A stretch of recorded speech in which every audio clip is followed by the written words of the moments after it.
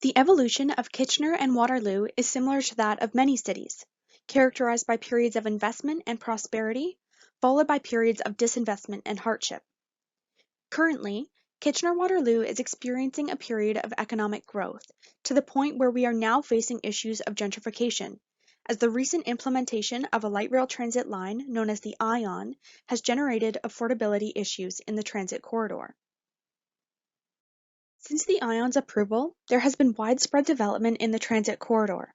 However, this development is believed to have induced gentrification, or the process of socioeconomic neighborhood change that occurs when an influx of capital and higher income residents move into an area, displacing many of the existing residents and businesses in the process. Our research explores the phenomenon of transit-induced gentrification in Kitchener-Waterloo as it pertains to economic development and community displacement.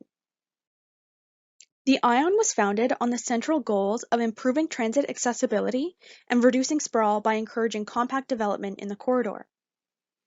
As you can see in the images on the screen, the project has been highly successful in attracting development and bringing residents and investment to the corridor. However, this has caused the corridor to become increasingly expensive for people who rely on affordable housing near transit and for small businesses who rely on affordable store frontage. With this in mind, the goal of our project is to provide solutions for maintaining affordability in Kitchener-Waterloo's transit corridor and to share how the ION can be a lesson for affordability in other mid-sized cities considering LRT. Based on our investigation, we found that the key complexity of this issue is balancing the number of stakeholders involved, their diverse interests, and the role that they play in fueling or mitigating gentrification. As you can see from the tug-of-war graphic, on one end are the stakeholders whose main interest with regard to the LRT is economic gain and profitability. This includes developers, investors, real estate agents, and higher income residents. On the other end are those whose main concerns are around affordability and equity, and this includes low-income and homeless residents, small business owners, and community organizations. There are also several stakeholders who play on both sides, including planners, policymakers, and politicians, who have interests and responsibilities with regard to both economic gain and social equity. When examining how other cities have addressed affordability issues around their LRT lines, we found that in order for an intervention to be successful, there must be coordination among all key stakeholders. The image on the slide is from the opening ceremony of the ION, and as you can see, more than a dozen people participated in the ribbon-cutting ceremony, representing the dozens of stakeholder groups involved in the almost decade-long process of LRT implementation. This same integrated approach should be made in Kitchener-Waterloo and other cities when approaching issues of transit-induced gentrification.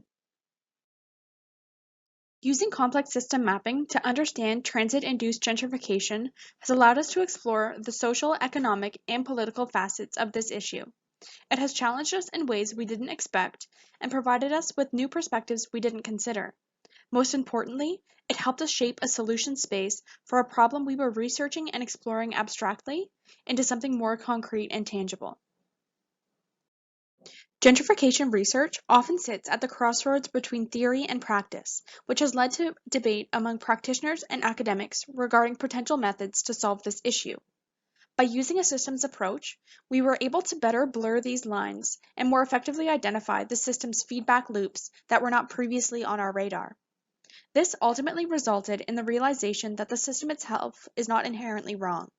Kitchener-Waterloo's gentrification issue is not the byproduct of the system. Rather, it is the result of the failures within that system. Despite the region effectively banking land, implementing monitoring programs, and rezoning the corridor proactively, they missed opportunities to engage with marginalized stakeholders and in framing the project goals early on to include affordability and equity, resulting in the issues we are experiencing today. Ultimately, through these lessons, we will continue our research towards the preservation of affordability in the Waterloo region, and we will continue to share the Waterloo experience with others, so cities can maintain affordability more proactively when implementing LRT projects.